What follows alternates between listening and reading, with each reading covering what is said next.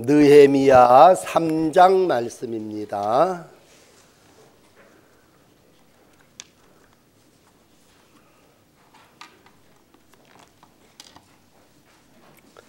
낮에 읽으셨던 말씀의 다음 3장입니다.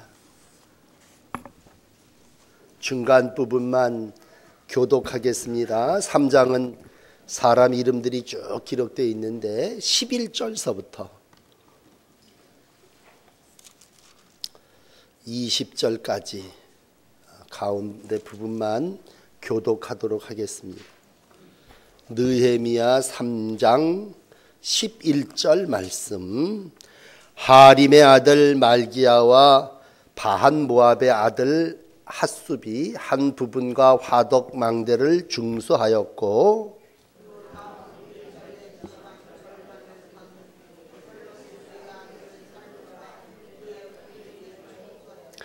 골짜기 문은 한운과 산호와 주민이 중수하여 문을 세우며 문짝을 달고 자물쇠와 빗장을 갖추고 또 분문까지 성벽 1000규빗을 중수하였고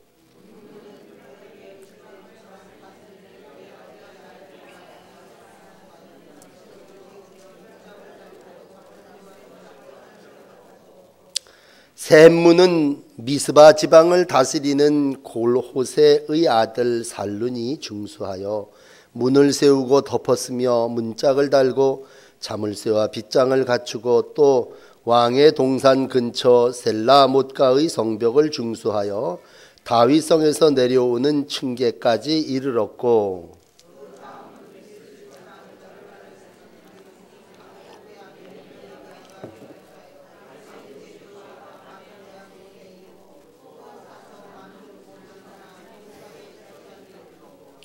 그 다음은 레위 사람 바니의 아들 루훔이 중수하였고 그 다음은 그일라 지방 절반을 다스리는 하사바가 그 지방을 대피하여 중수하였고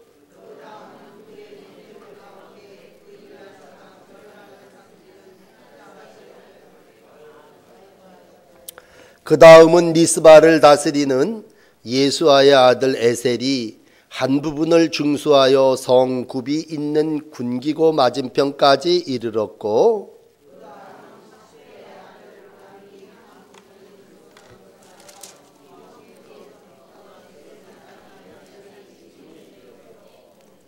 아멘. 그렇게 20절까지만 보겠습니다. 그 이하 앞에 뒤의 내용은 하나님의 성벽을 재건하는 데 참여했던 사람들의 명단을 가문별로 쭉 드러났어요. 쉬어보니까 75명입니다.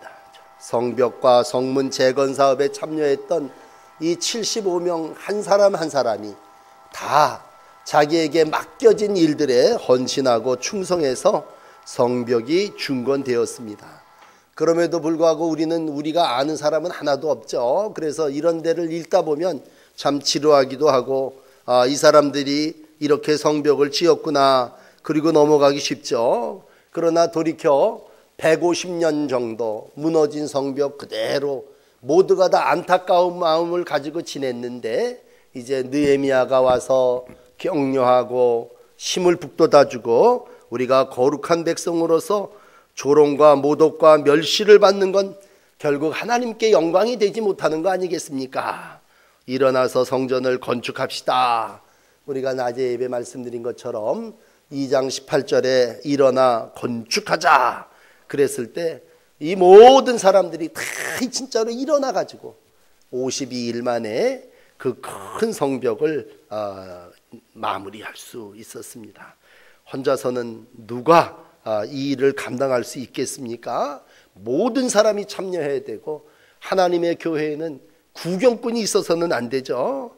하나님의 교회는 하나하나 모든 사람들이 다 소중한 이름들이고 여기 오늘 75명의 이름이 기록되어 있고 15개 그룹이 등장하고 있는 것처럼 이러한 다양한 사람들의 모든 사람들이 하나님의 성벽을 짓는 그러한 일에 참여하게 됩니다.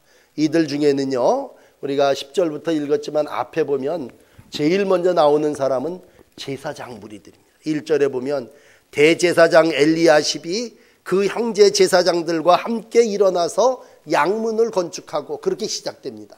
제사장은 정말 예배를 담당하는 그러한 일을 했던 사람이라면 그 사람들이 어떻게 성벽을 쌓는 일을 어떻게 합니까? 그러나 하나님의 일을 감당함에 있어서 우리는 앉아서 책을 보는 게 아니라 일어서서 노동을 함으로 모든 백성에게 본이 되어야 됩니다. 그렇게 생각했을 것이고, 무거운 돌도 쳐 날르는 게 거룩한 사역을 감당하는 것 이상으로 믿음의 고백이었음을 알고 제사장들도 노동을 통해서 백성들에게 본이 됐고 또 모든 일에 동참하게 됐습니다. 우린 지금도 일하는 제사장 그러면 이상합니다만 그 당시에는요 더 이상한 일이었어요.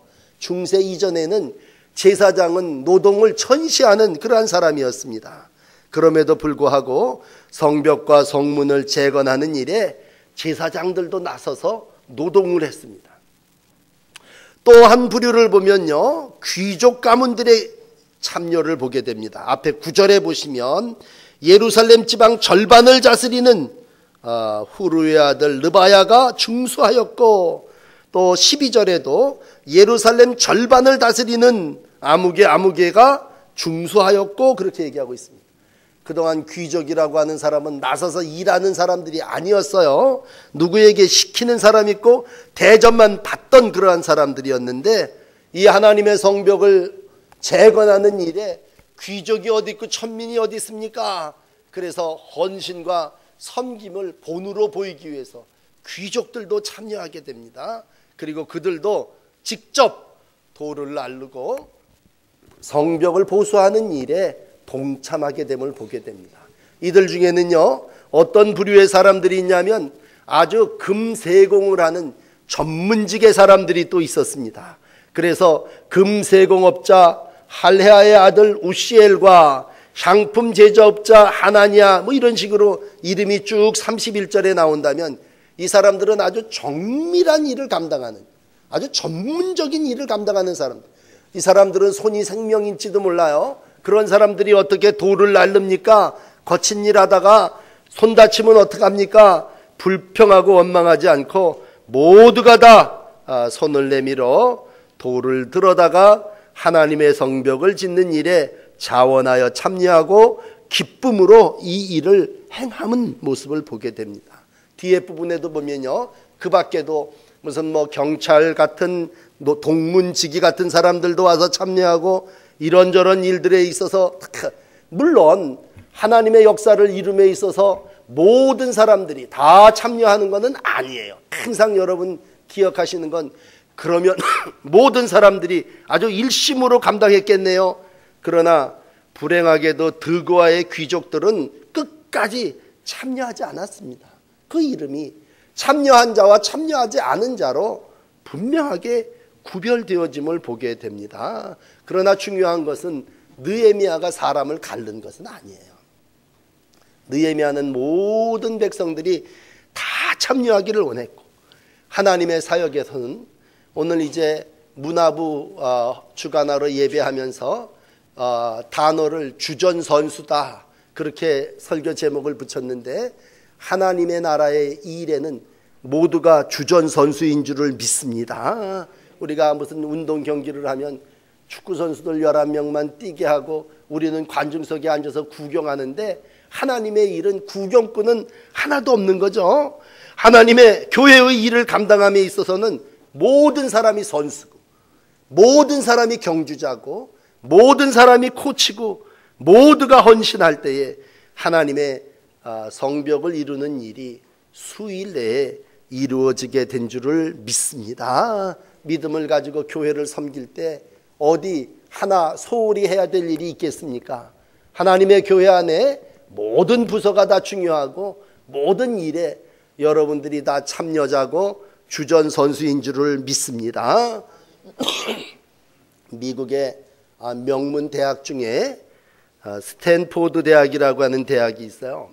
아주 유명한 대학입니다. 근데 이 대학이 어떻게 세워졌냐면요, 이 대학이 세워진 그 연유를 보면 어떤 돈 많은 재벌 부부가 살았습니다. 그 지역에 살고 있는데 참 안타깝게도 이 집에 아이가 없어요. 그 노부부가 이제 죽음을 앞두고 우리가 이렇게 엄청나게 많은 돈을 이 지역에서 벌었으니 이걸 어떻게 해야 되겠느냐.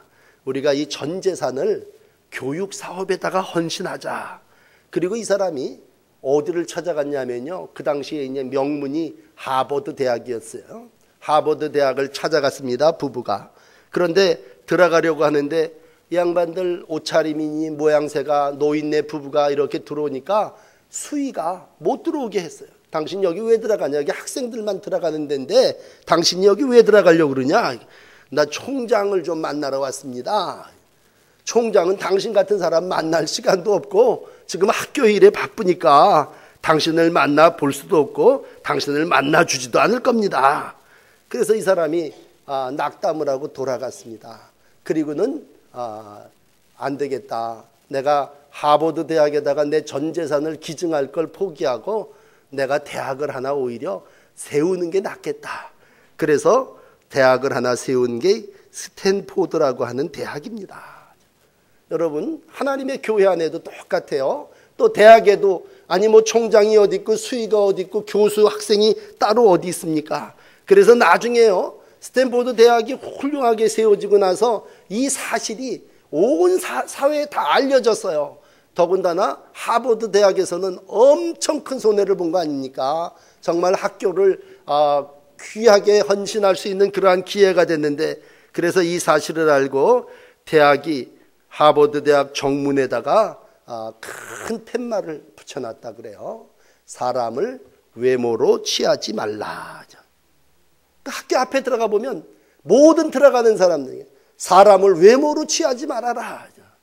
여러분, 내가 이 학교의 주인이다, 내가 이 일의 주전선수다, 그런 마음을 가지고 참여하고 그 일을 감당할 때 학교는 발전할 거고 교회는 부흥할 거고 여러분은 흥왕하게 하는 사람으로 오늘도 존귀히 여김을 받게 될 줄을 믿습니다. 오늘도 하나님께서 각자에게 주신 귀한 사명이 있어요. 하나하나 감당해 나가고자 하면 하나님께서 선한 손으로 사역을 도우실 거고 은혜로 인도해 주실 줄을 믿습니다. 오늘 본문을 읽어 나가다 보면요, 반복되는 한 단어가 있습니다.